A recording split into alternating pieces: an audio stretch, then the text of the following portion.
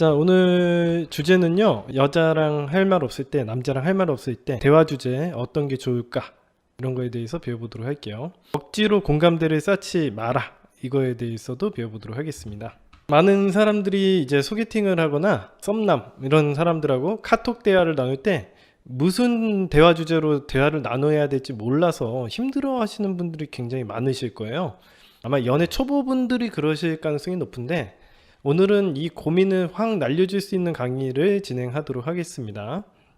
그래서 썸 탈 때나 사귈 때 이제 좋아하는 남자와 여자랑 대화를 하는데 자꾸 뚝뚝 대화가 끊기거나 상대방이 우리가 생각하는 것처럼 반응이 많이 좋지 않다고 느껴지거나, 혹은 상대방 이성이 나에게 뭔가 질문이 없어서 말을 이어나가시는 데 있어서 고민되시거나 하시는 분들은 이 강의를 필수적으로 보시면 좋을 것 같습니다.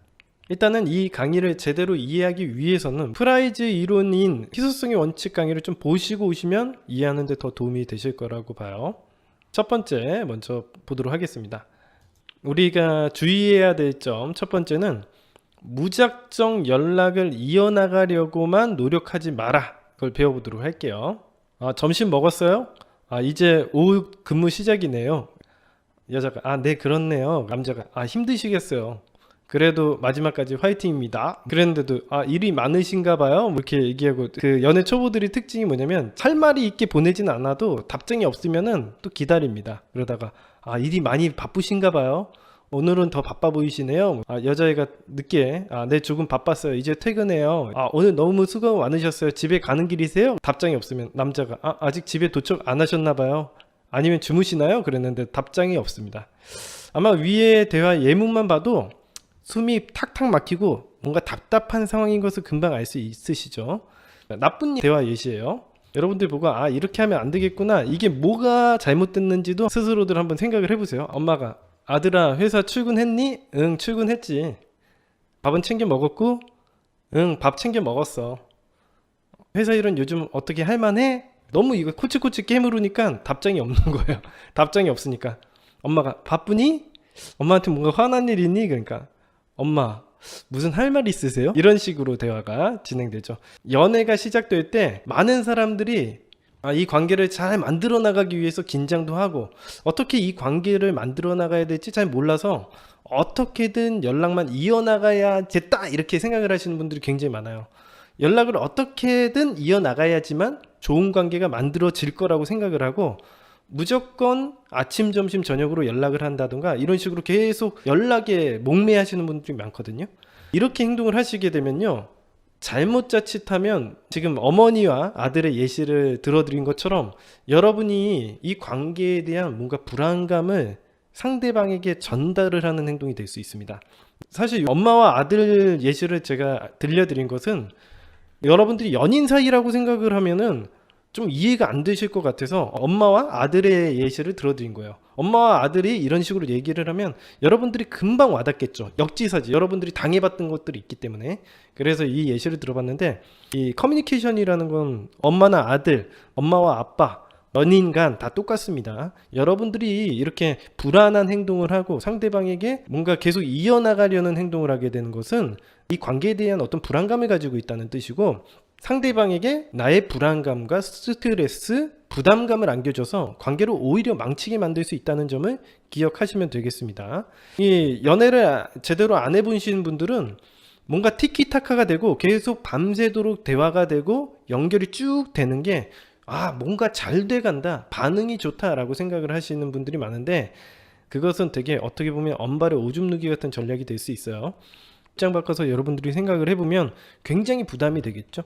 웬만하면 아무 용건도 없고 쓸데없는 그런 연락을 하시게 되면은 어머니 밥상 이론처럼, 제가 희소성의 원칙에서 이야기해드린 것처럼 여러분들의 가치만 하락시키고 매력만 떨어뜨리게 될 가능성이 높습니다. 귀찮아지게 될 가능성이 높아요. 마치 보험회사에서 마케팅 연락이 오는 게 여러분들이 되게 싫으시죠? 처음부터 여러분들이 태어날 때부터 마케팅 연락이 싫은 건 아니었어요. 마케팅 연락을 경험을 해보다 나니까 내가 싫다는데도 나의 시간과 이런 것들을 고려하지 않고 어떻게든 나랑 연결만 되면은 1시간이고 2시간이고 연락을 해서 우리의 시간을 빼앗고 상대방이 한두 시간씩 우리를 괴롭힌다라는 걸 알게 됐기 때문에 다음부터는 보험회사에서 전화 오면 바로 죄송합니다. 예, 보험 안 합니다 하고 끊게 되는 거예요. 여러분들이 이야기도 들어보지 않고. 왜? 다들 그런 행동을 하니까.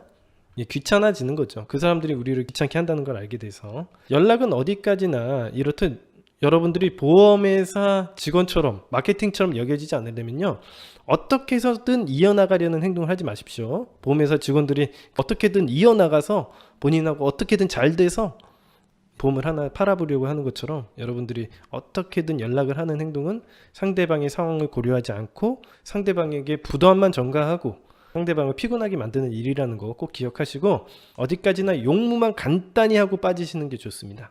하루 종일 연락을 안 하다가 가끔 연락을 해야지 상대방도 기분이 좋은 거예요. 하루 종일 연락이 없다가 여러분들에게 연락이 와야지 그 연락이 기다려지고 희소성이 있는 거죠. 여러분들이 주구장창 연락을 하게 되면 여러분들의 희소성의 원칙이 떨어집니다.